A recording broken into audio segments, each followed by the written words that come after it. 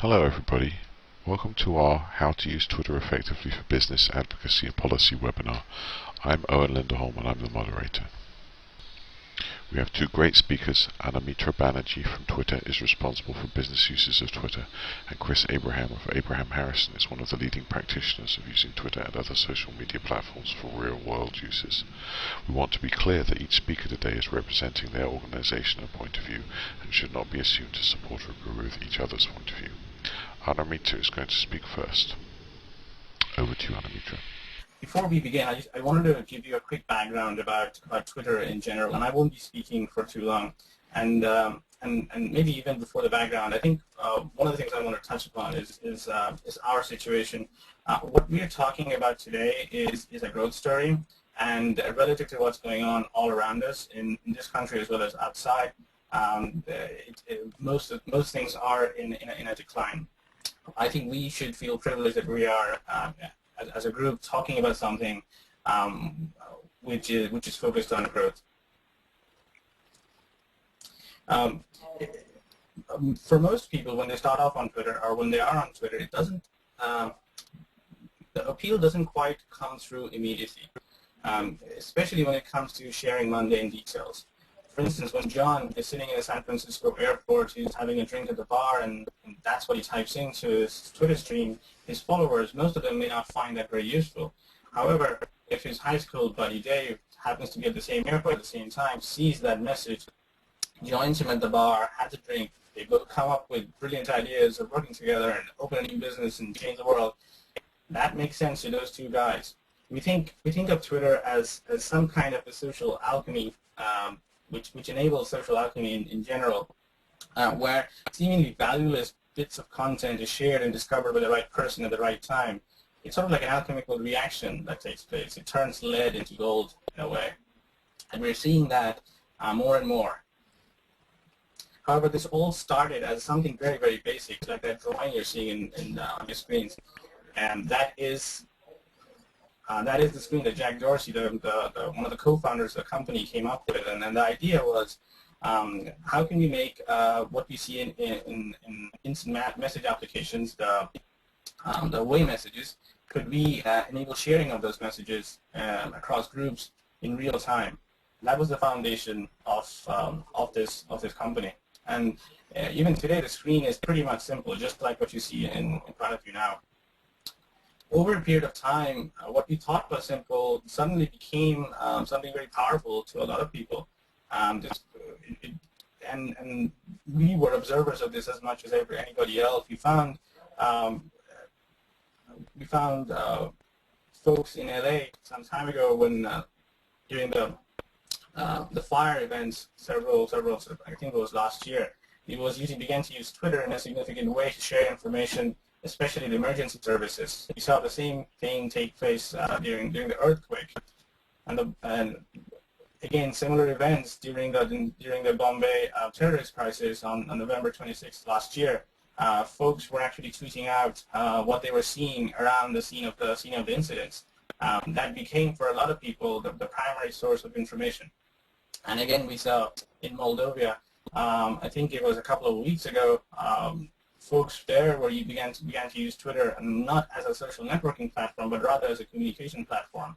And we're frantically use cases large and small are sort of prevalent across Twitter, and all it takes is sort of going through the stream.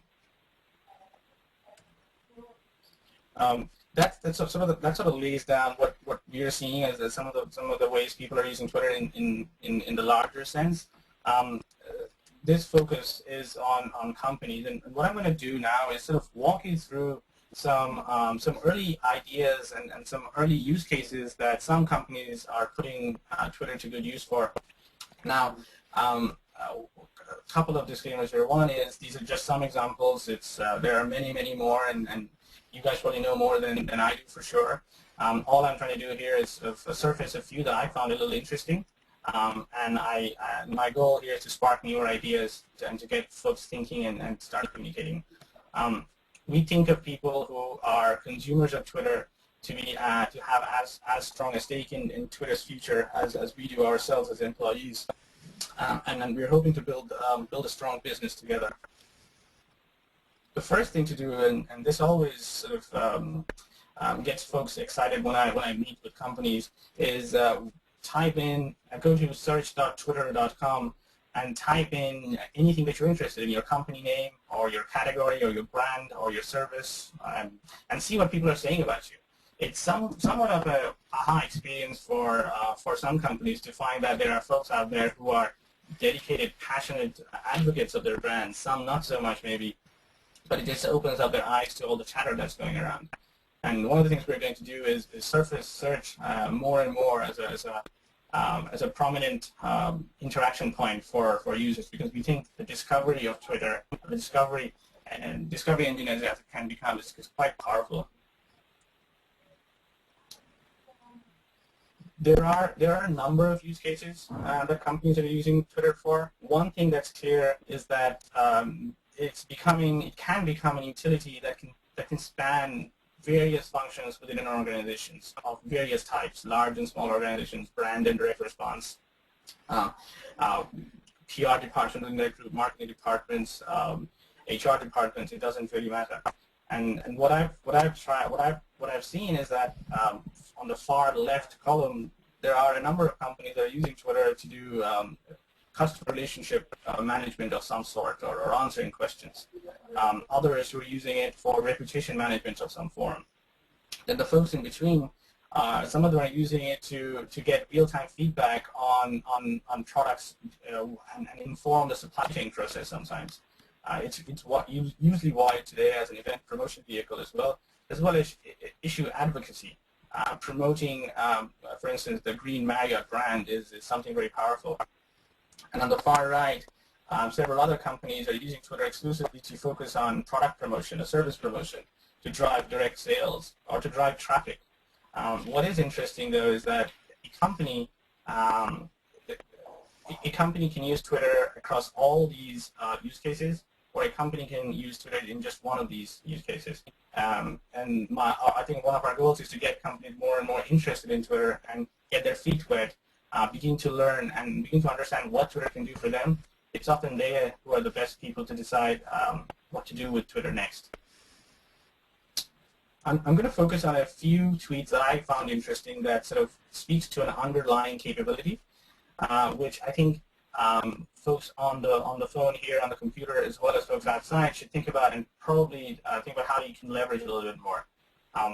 One of the things that comes across easily is that speaking in a personal voice to customers is always very appealing. And I found this tweet to be particularly sort of enlightening, where someone is essentially saying that it took Twitter for marketers to understand that speaking in a personal voice within ads is actually very valuable to customers. It actually reduces the emotional distance between consumers and companies. I think we found Twitter does that fantastically well. You almost invite those brands and those companies into your life, into your timeline. And that distance that you normally have outside, even if it's a normal digital media and offline media, that emotional distance is shortened in the Twitter universe, Twitverse. This is an example from O2, the mobile carrier, I think, out of Europe in the UK. And listening to customers and helping is the first very basic step that these guys have taken, and they've done it really well. And end users ask them, what are you doing on Twitter? And their response is pretty much that. We're just here to listen to our customers and answer any questions. And that is the most simplest, lowest hanging sort of fruit for companies to get used to within Twitter. Talking about right now has a significant appeal on Twitter because Twitter is such a real-time engine where pushing out information that is about something that's going on right away is very interesting and very sort of actionable for users. This is an example again of a London bakery, I think, where what they do is they push out information as and when they have new products on the shelf. And their focus is not to build large numbers of followers, but a very small group of followers potentially, but an engaged one.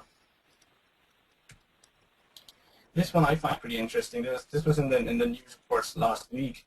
And it talks more to the mobile potential for Twitter, because Twitter goes on where the internet ends too, because Twitter is accessible over the mobile phone, so we can get our message across to even the weakest of signals. And one idea is Naked Pizza out of New Orleans, and our CEO gave them a little sort of advice. They wanted to put follow us at Twitter on their pizza boxes, and rather than that, the advice was, why don't you have them follow you via text messaging, which is much more simpler to do. Interacting directly with customers is possible on Twitter. You can do it in private. Some companies, the way they go about it is that they first respond to a customer in public, which is actually pretty good. It sort of, the viral effects let other people know on Twitter when a company is being responsive. But when it comes to solving specific problems and solving them in private, for instance, sharing personal information, it's most advisable to do that over a private channel or direct message on Twitter. Another interesting case for Twitter is when a company or an organization has a lot of content, rich content, like Sony Pictures when they're releasing the new Terminator movie. It's a great platform to release bits and pieces of information as and when they happen, or as and when they change. So content-rich environments are sort of ideally suited for Twitter. So that's about it.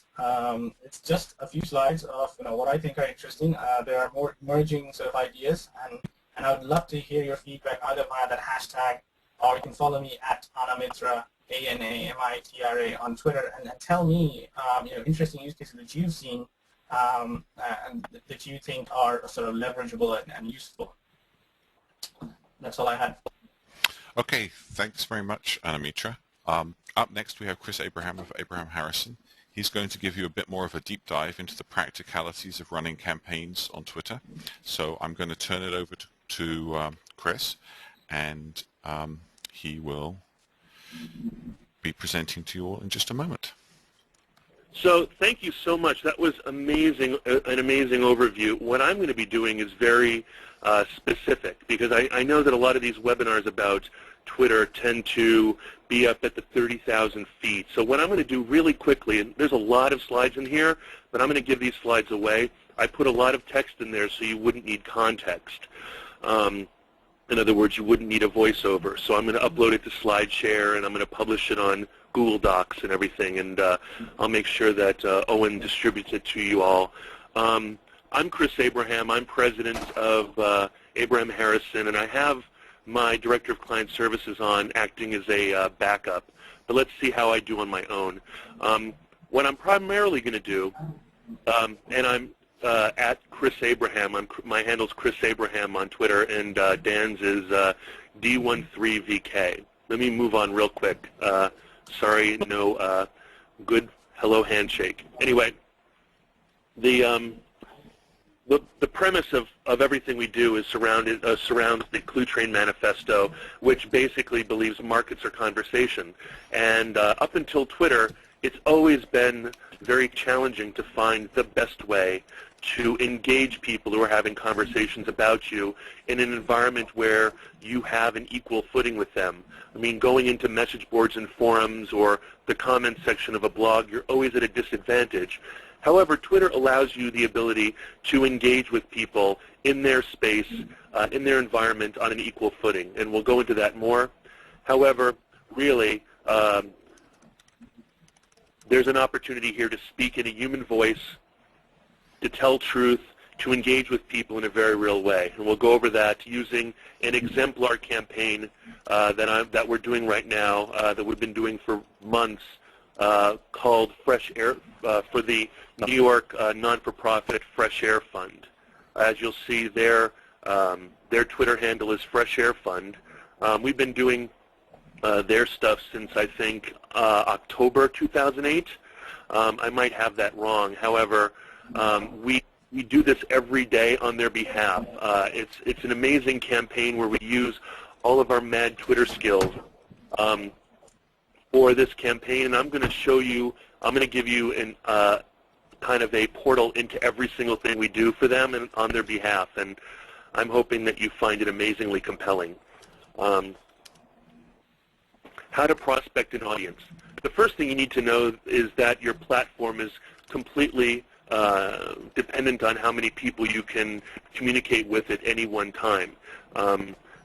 That starts off at 0.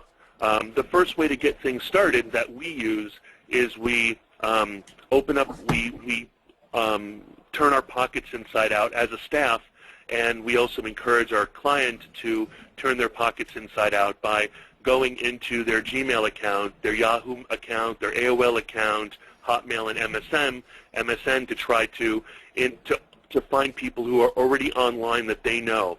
The equivalent of starting a viral video by emailing a link to all of your friends and going from there.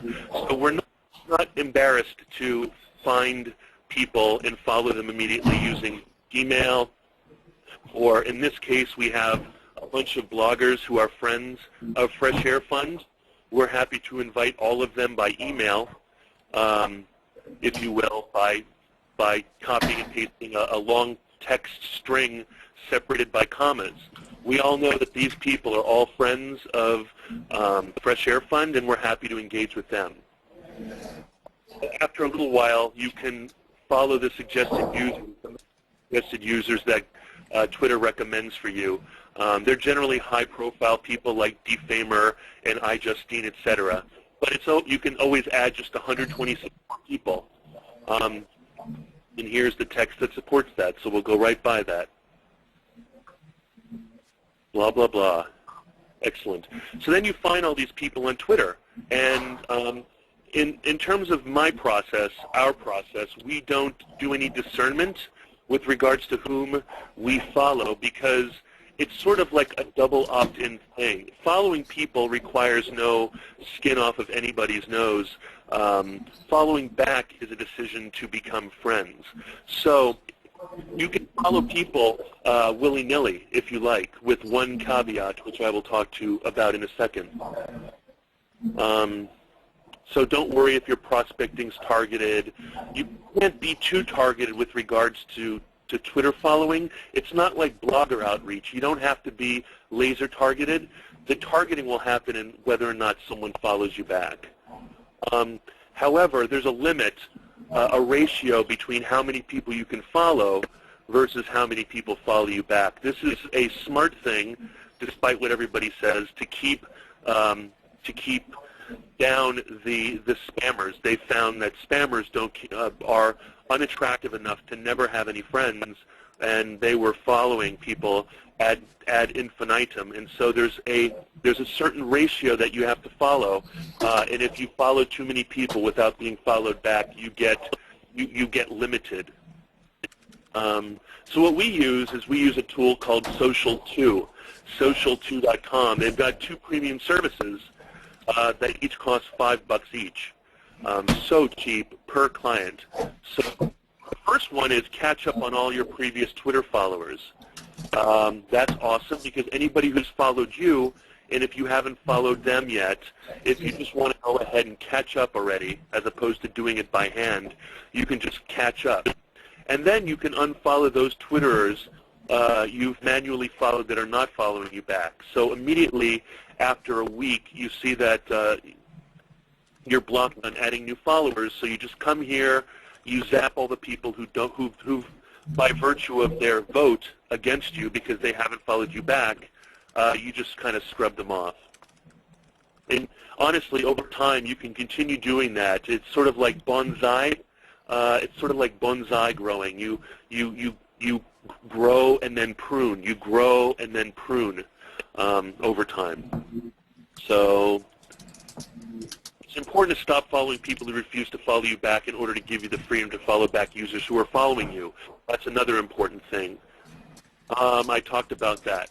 So another way to do it is to follow the top influencers. I remember when I started with my account, I went into CC Chapman's. I followed everybody that C.C. Chapman followed, and I followed everybody who Dave Weiner was following, and everybody who the Scobelizer was following. it was much easier back in 2007 to do that because each of them are following in infinite numbers. However, if you go to wefollow.com, you can find the people who are top representatives in their space, such as, not to brag, but under Google PR, I'm number one because basically nobody else has chosen that. They've chosen public relations, social media, and so forth. And my buddy Alan is good, who actually, Alan is fantastic, I guess would be too long, is number two. But if you see, for example, you can go to, for example, C.C. Chapman's profile, look at everybody he's following, and then kind of look through and decide if you want to follow Rich Barrett or Adam Wainroth or Octane Media. It's a great way to start prospecting on a targeted way. The first way was a general broad net. The second way, is a very targeted way of meeting people in your space. You can find top influencers as well by going to a site called Twitterholic. Those are like the universally top people, like Ashton Kutcher and so forth. WeFollow is a great way to do things. It also allows you to sign up, add yourself to WeFollow. See that little button? And it allows you to create 3 hashtags that are associated with who you are. And I guess mine's public relations, PR, and digital PR. Okay. You can even automate following people who mention certain keywords. Twallow, TWOLLOW.com, allows you to put keywords like, theoretically, I follow back anybody who mentions Abraham Harrison, and theoretically, Fresh Air Fund follows back anybody who mentions the word Fresh Air Fund or the string Fresh Air Fund. However, it's never worked for me, but you can give it a try. Okay, what we do after we've made all these friends, after we say hello world, we talk to our client, and this might be backwards. I think I might have put this ahead because, you bake a cake before you serve a cake. So what we do with our client, Fresh Air Fund, is we want to stay on their message. We don't want to be rogue. We don't want to offer a message that is inconsistent with their goals and the goals of their board of directors. So we develop, and it's a lot of fun, we develop message models at 140 characters with links, etc., and have our point of contact approve, edit, deny, and it's so awesome because there's so many little nuances about the firm, the organization, the company that we don't know about. For example, we were using FAF to allow a shortness, a brevity, and they're like, no, we don't brand as FAF, we're Fresh Air Fund. We wouldn't have known. We also wouldn't have known that a particular fundraiser was sort of like a by invitation only thing, so sending it to Twitter was inconsistent with what they were prepared to offer. I mean, there's a lot of nuance that we don't know as an outside support firm. And I guess I say all that right here. Another thing I do is cross-post. This allows one to really kind of grow one's own reputation, only focusing on Twitter, but also having all of your statuses update on other pages, such as Facebook, Gtalk status, Plurk, AIM, MySpace, LinkedIn, Tumblr. This is an awesome site called ping.fm. I don't know if I put this here, but I give my staff access to my ping.fm account, and they often, what they do is whenever they post something to Fresh Air Fund, they, on my behalf, retweet it using ping.fm, where they would take this message here, and they would put RT @ Fresh Air Fund, and then all this other stuff. And I don't go into retweeting enough in this presentation, so mea maxima culpa. We can talk about it next time. Let me know if you'd like to know more about the value of retweeting. Cross-posting. Most burgeoning Twitter profiles don't have many followers. We use retweeting as a method of amplifying client message using Twitter profiles that have a longer life and more followers. In this instance, and I apologize, the screenshot was wrong. It should have RT space @ Fresh Air Fund in that message. In this instance, my team is the login and password to my personal account, which has over 6,600 followers. So it allows a small site, like a burgeoning Fresh Air Fund site back 6 months ago, to not only message to a limited amount of people, but also to message, to retweet through all of my people. So I trust my staff enough to be able to retweet. Those of you who follow me see that every day. And then you can also manage multiple Twitter accounts. If you have a practice such as a PR firm, or if you have products and services, you can register more than one Twitter account. However, in the past it used to be an abysmal problem where you would have to log out and then log back in as a different Twitterer and so forth. However, there's great tools such as Hootsuite, TweetLater, and Seismic Desktop that allow you to easily maintain more than one account. And in fact, Hootsuite allows you to send one tweet to all of your handles that are underneath you. That's a web-hosted site, Hootsuite.com. My Francophile friends love that name. And then cross-posting may be appropriate on Chris Abraham, Mark Hahn, and Abraham Harrison, but retweeting is more apt if you don't just completely control those different services. Here's an example of the Seismic Desktop. Sorry, Seismic Desktop is there, the little blue thing. But if you see on the right is the Hootsuite screenshot. Got this backwards. But if you see in the top right next to the box, you can see that all 4 accounts are selected. So if we were to type something at the top, it would post to all four. You could remove checks and so forth. Very interesting tool. Another thing people complain about is about tedious tasks. Things like Twitter feed, and well, actually, TweetLater is on the upper left. TweetLater is a great tool that allows you. I don't have it on here, but TweetLater is a great tool that allows you to automatically follow back people. It allows you to automatically, if you dare, reply using direct messages, and I'll address that in a second. It allows you to unfollow people who drop you. A lot of really repetitive tasks, such as auto-follow back, unfollow people who don't follow you.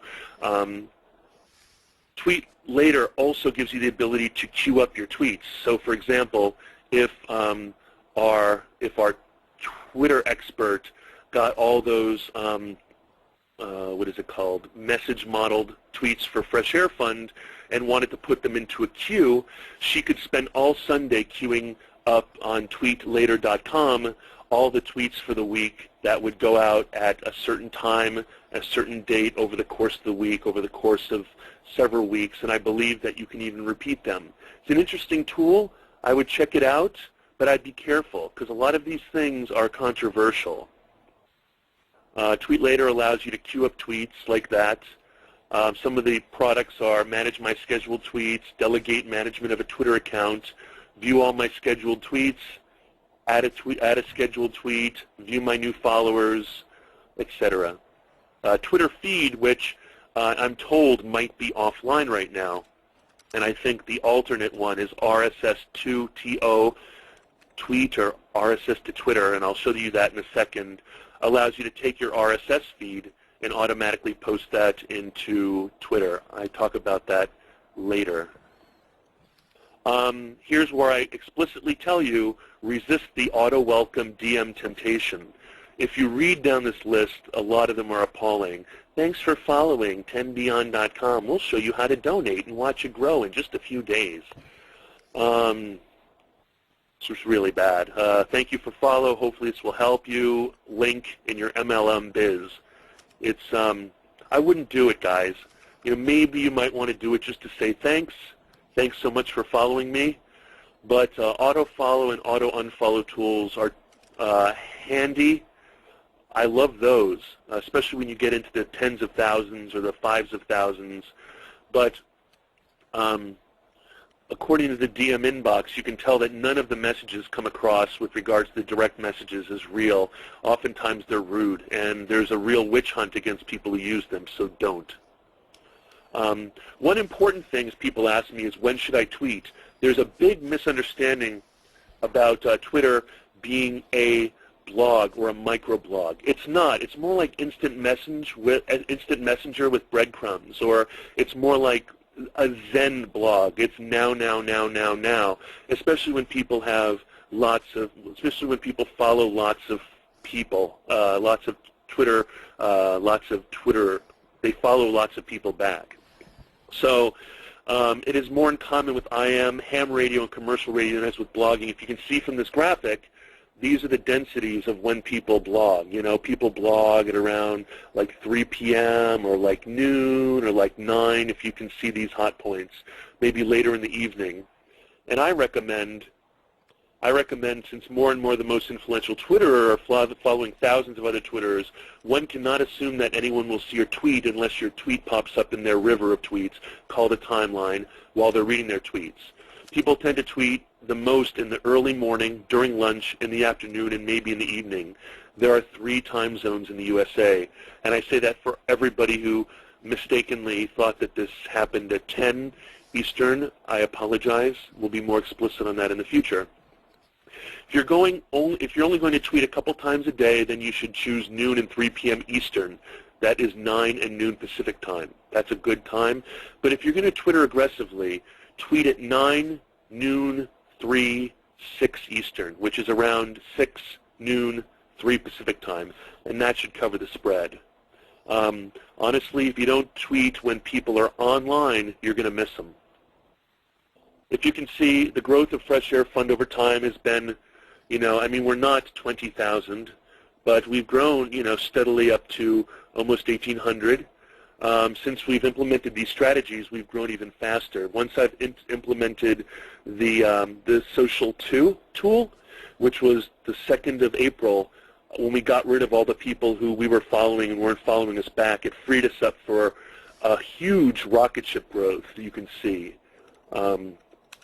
We also have, in support of our campaign, we also have Facebook groups and pages, and a lot of cross-posting to our groups and our pages has also accelerated, as well as direct email. We make sure that people who are interested in Twitter get to know that we are on Twitter. Bloggers, we let them know. People who've blogged about Fresh Air Fund, we let them know. It's really about a cross-pollination strategy. And that's all I said. Twitter isn't a broadcast medium. It's really important to keep track of what people are saying in your replies and reply to them in a timely manner. Not only that, it's a community. It deserves conversation, praise, interaction, and reply. We thank everyone who mentions or retweets Fresh Air Fund, especially during Follow Friday. Follow Friday is a weekly opportunity for tweets, and Twitterers to share the people who they're currently following, who they recommend to others to follow, and all that requires is putting a hashtag Follow Friday and wait till Friday, not Saturday, not Thursday. If you'll see, our thank yous include the above.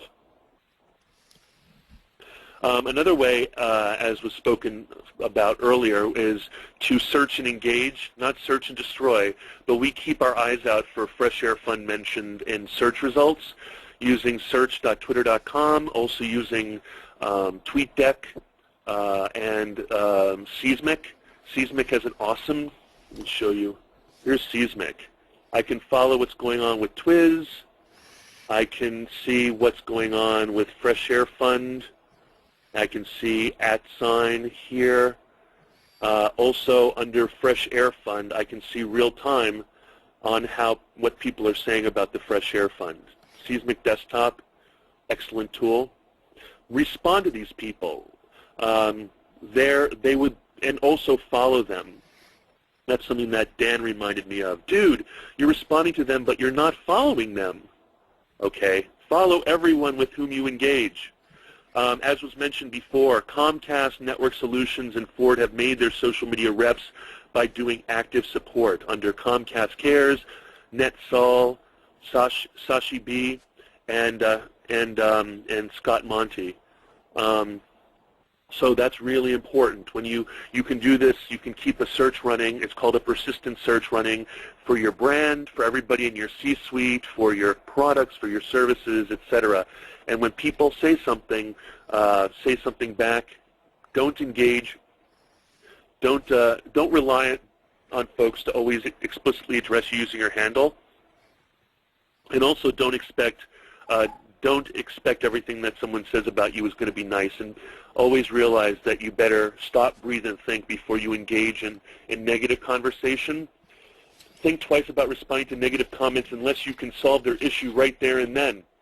If you have the authority to solve their problem right then, all you're doing is playing with tar babies. Another two ways to see that in the mode of Google Alert is tweetbeep.com and tweelert.com. They both offer via email Google Alert style alerts via email, says the redundant man. And here's another example of replies. I am so excited that you applied to become a Fresh Air Fun Host family for a child this summer. So exciting, good luck, etc. I think it's very important to let people know that they're being heard, and then they appreciate you. But my last point really is that there's no community building panacea. All community building takes time. There are many promises but few panacea. If you're a big celebrity or brand already, you're golden. However, if you're not a star, there's still thousands of people who are interested in what you have to say. So be online, be consistent, be transparent, be open, be responsive. But building community is a marathon and not a sprint. And most people who engage me want everything to happen in like 1 to 3 months. And this has been 8 months, and or 6 months, and we've had amazing success. But it's sort of like a hockey stick. It goes up eventually at a much more rapid rate. We've seen a lot of growth since the Oprah/Ashton increase in Twitter members. So a lot of people, promise things like there's this thing called Hummingbird that promised 10,000 followers overnight. We have almost 1,800 followers, but we've been online since October 2008. We've just grown and grown and grown. And the last thing is, if you don't have anything to say, doesn't mean you shouldn't grab your Twitter feed, your Twitter ID. You can always use tools like, if you can see here, I have Marketing Conversation, which is my blog for marketing, for conversation marketing. We really don't engage there. What we do is we repost our blog posts using tool like Twitter feed or RSS to Twitter.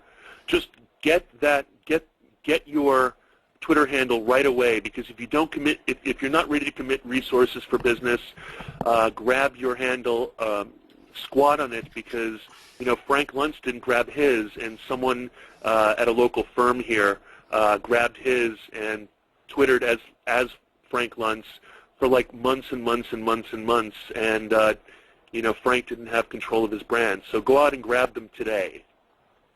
If you'll see, this is the blog that I retweet here. And that's it. Thank you for attending today's webinar. Don't forget, conversation is #Twiz. And I'm going to give you to Owen now. Give us just a moment and we'll be ready to start dealing with everyone's questions. So I think Chris and Anamitra, I think you're both up there and ready to go. I'm going to start you with kind of a bit of a different question, and that is, and by the way, please keep answers short because we have 15 minutes to get through a lot of questions. What is a good voice or tone to use in tweets? What do you find to be effective? And Chris, why don't you go first? Or Anamitra, you started. Go ahead, Anamitra. Okay. I think it's a personal voice that generally works, but it also depends on I think the goal. For instance, CNN breaking news, their goal is to let people know about the news. And they're not following anybody. They have 1 million followers, and the goal is to get the message out. So all they have is a headline. The that's fine. It depends on what you want to do. With Twitter, that sort of determines your voice. If you are there to build a community and that you want to interact, maybe having a more personal touch, a personal tone is better. And remember, there is no pressure on Twitter. You don't have to follow those you don't want to follow. You don't have to get your grammar right. There is no spell check. You can be, it's sort of like a very casual conversation. If you want it to be that. If you want it to be more formal, it's up to you. Okay, Chris, how about you? Well, I think the reason why we reserved the domain name Mea Culpa Marketing is because we never engage anybody with horns. We only engage people with hugs. Most rancor and so forth is the direct result of people just having a terrible time in the rest of their lives. So we're just a little final drop that allows everything to overflow. So we really take a very neutral but a very gentle, and when we're being personal, a very soft and warm embrace, if you will. We find that's the best way to deal with it but if you notice, our official tweet messages are informational and very, not terse, but you need to keep things down to 140 characters. But whenever we reply or whenever we engage people we don't know, I don't know if this is a technical term, but we try to be sweetie pies. Okay. I'm going to just move right on. Do you think retweeting too much is a bad thing? Are there ramifications of doing a lot of retweeting? So I don't. This is on I don't think there is any sort of ramification unless it's an automated retweet or a bot or some kind, which is not really a retweet. If you genuinely feel interested and engaged in sharing that information to your followers, or if you want to spread the word about something and you do it yourself, there's absolutely nothing wrong. There's no limitation. There's one thing I want to say is that there are no rules really. It's part of sort of community culture in a way. It's what best practices we learn ourselves that we want to spread. So there are really no sort of upper bound, lower bound, no number to hit in any particular event. There are positive sort of behaviors we want to encourage. And one of the things we're doing internally is sort of taking stock of, especially helping people who are just getting on Twitter and don't know quite what to do and what are the sort of rules of the road or sort of basic steps to think about. We're documenting all of that and putting it up. We'll be putting it up on our website at some point soon, which is sort of like a 101 almost of here's what basics of Twitter is. So some things will become more clear there. Okay, excellent. Chris? What was the question again? I'm sorry. Is retweeting too much a bad thing? Well, the only blowback I've had is when I'm out on a mobile device and I see an interesting topic and I retweet it without checking the link, and I get rickrolled, where someone follows my link because they trust me, and it goes to something really awful or a cross post or something like that. So I would do the due diligence surrounding what you retweet, because I found out yesterday that if you retweet, basically retweeting is the equivalent of giving a thumbs up, or it can even be associated with what your personal opinion and leanings are. So snarky retweets, unless you're explicit about snarky, you should be careful, because it's effectively, if you will, if you're dig.com, you're effectively digging or giving thumbs up to that content. And if people trust you, but here's another thing. You can actually, in terms of business, retweeting is a great way to get attention from people who don't know you yet. It's sort of like blogging about other people and linking to them. It's a great way of quote-unquote business flirting. It's much better than following someone. It's actually saying that you're listening to them. They're not in a room tweeting alone, that you've found what they're saying good enough to share with your people. So for business, retweeting can be an amazingly effective tool, there's nothing better than it. Just be careful when you retweet something. Make sure you know where it's from and check the link out before you retweet it. Okay, thank you. Next question. This is actually a very interesting one for, I think, our audience, which is better when tweeting for an organization? Should I be tweeting with an anonymous voice, i.e. as the company, say Southwest Airlines or Comcast Cares, or should I be tweeting as a person, as a actual company representative? And why don't we have Chris? Oh, Anamita, go ahead. You're starting. So what we've seen a number of things happen there. The general principles are if it's a company that is not using that username to push out one-way information or push out just pure information, it makes sense to personalize, and there are various ways you can personalize. Well, one thing is even though, for instance, you might put up a company logo or a company brand in the profile picture section, and the name could be the company's name. In the bio section, you could put in your name and say, here's this person or persons talking from Comcast or another example. And generally personalizing that, showing some maybe photos of your offsite or some meeting, it brings people closer to, it brings consumers closer to that brand because they know that there are real faces behind that brand who are communicating with you. So personalize, and there are various sort of tactics on how you can personalize. You can play around with the photos, you can play around with the bio, you can play around with the name, you can play around with the URL that you have, or you can play around with the tweets that you actually send out. But sort of the general direction is to personalization for brands or larger companies or companies in general is better because people relate to people better. Okay, Chris? I totally agree. I think that, for example, Network Solutions, since I know Shashi from down here in Virginia, he's our local hero and star. But people ask him, Sashi B, they ask him for network solution help. They ask him for social media help. NetSol, N-E-T-S-O-L exists too, and that's a perfectly good place to get information. But I think in terms of, Train Manifesto, there really is the face of Sashi. There really is knowing that when he replies, you have a high-level person who has authority and the ability to make change. So I would say if you can, if you choose a persona, a person persona, I mean, if you have a person do it for you and build their own personal brand, also make sure that you have your a corporate brand as well on Twitter. And what you just said is really important too. Not enough people spend enough time making their Twitter page pretty. There's ways of adding.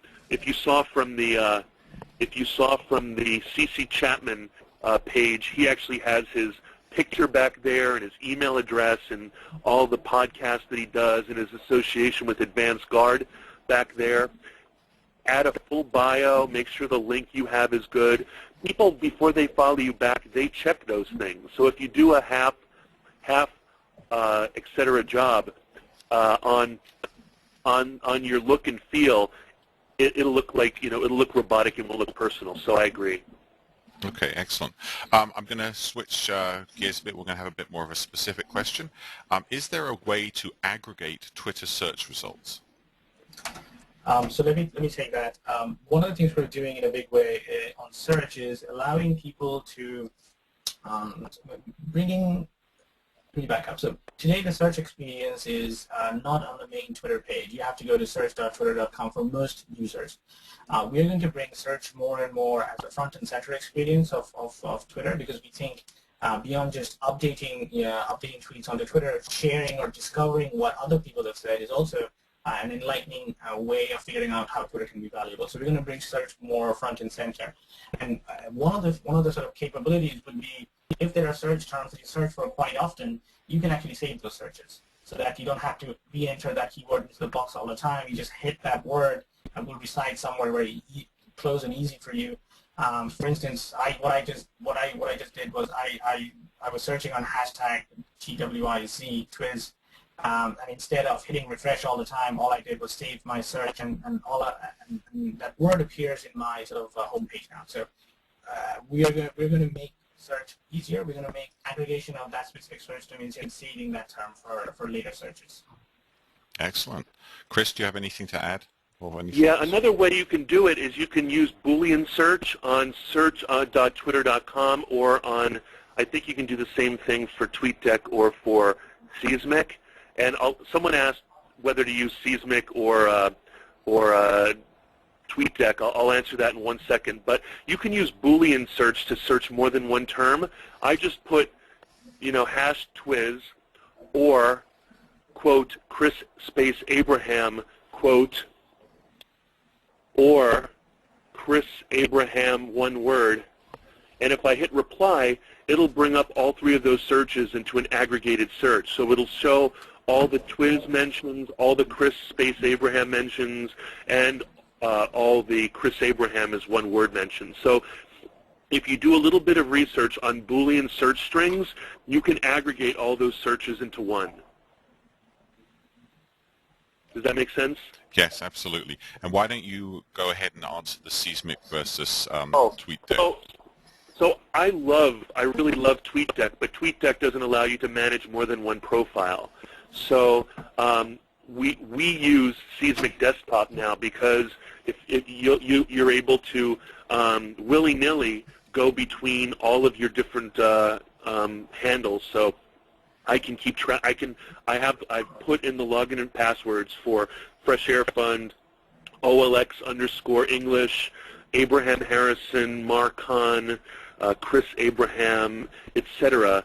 And I can just zip between those, see the kind of replies I have, see the direct messages, and then I can quickly reply using any of those handles as well. So Seismic Desktop, if you're going to be doing something for a client or for more than one handle, or if you're doing a new consultancy, doing Twitter consulting or Twitter services, I would use Seismic.